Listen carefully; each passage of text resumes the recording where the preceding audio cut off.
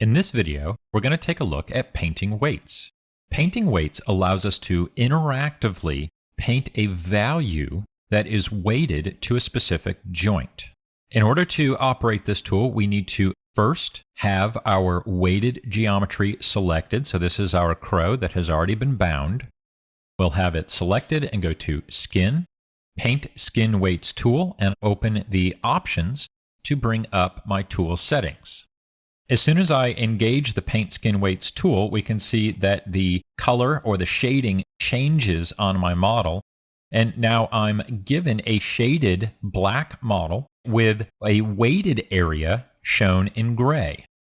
That weighted area is the weights that correspond to the root joint. We can see right here that is the one that's selected.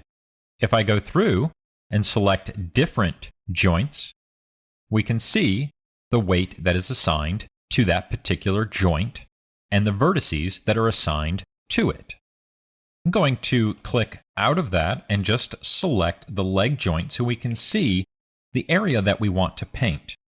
I'm going to hit E to rotate the joint and just rotate this, and we can see that we have a lot more vertices attached to that leg joint than we really want to.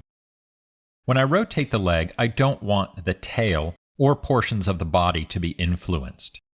So we'll go back to our Paint Weight tool, and let's select that leg joint. And there is my weight, again represented in grayscale.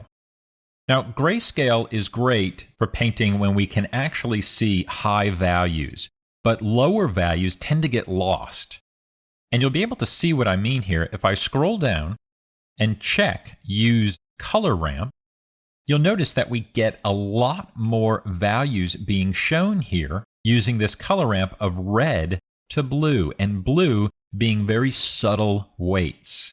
And if I go back to our black and white, really difficult, near impossible to tell that there are any weights or weight values up here at the top of the model.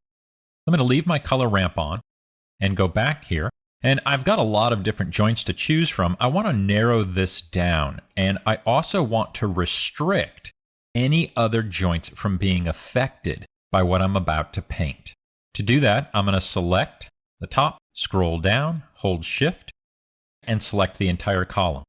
Then I can click to lock all of those joints. Locking a joint will prevent any weights from being assigned to it.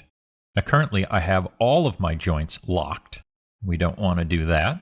So I'm going to go back and just select the joints that I know will be influenced. I'm going to click on the root, the body, left leg, and left knee. With those selected, I'll then deactivate that lock. Now I can paint weights for them. And then I'm also going to choose to pin my selection.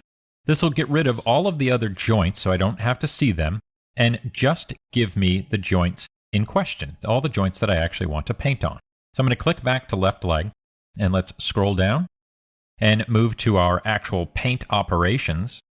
The paint operation I want is replace.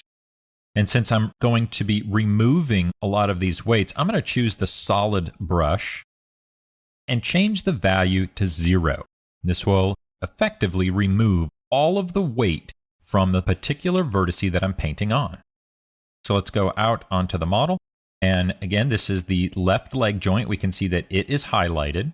And I'll just start to paint. You can paint just by hitting the left mouse button.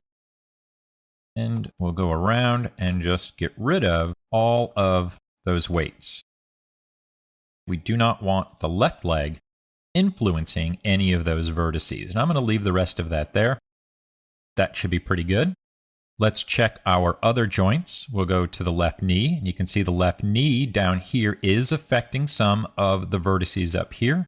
So let's paint those to 0 as well. Certainly don't need it to affect the tail. There, perfect. Go back to left leg. Everything still looks good there. Body is good and root is good. Now, the reason why I selected the root and the body and kept them unlocked is because as I paint left leg 0, the weights that I'm removing have to go somewhere. And so I'm forcing them to go to the root or to the body. If I didn't, let's just unpin everything if I had all of these other joints here not locked, then the weight could have been distributed to those. So we could have ended up with some weird weight value on the wing or some other joint. So keeping them locked just prevents any of those influences going astray. Now, if I wanted to do the opposite, let's scroll down. We'll pin here and we'll just use our leg. We have those selected and we'll scroll down. And instead of replacing with a 0 weight, I'm actually going to paint weight. So we'll bring that up to 1. And I'm also going to turn the color ramp off and just go to black and white. Now when I come out here and paint, you'll see that is actually painting values there, and all of those will then affect the leg. I'm going to undo that, go back to our good weights, select that joint, and we'll rotate this. And you can see none of those vertices are being affected anymore by the leg joint.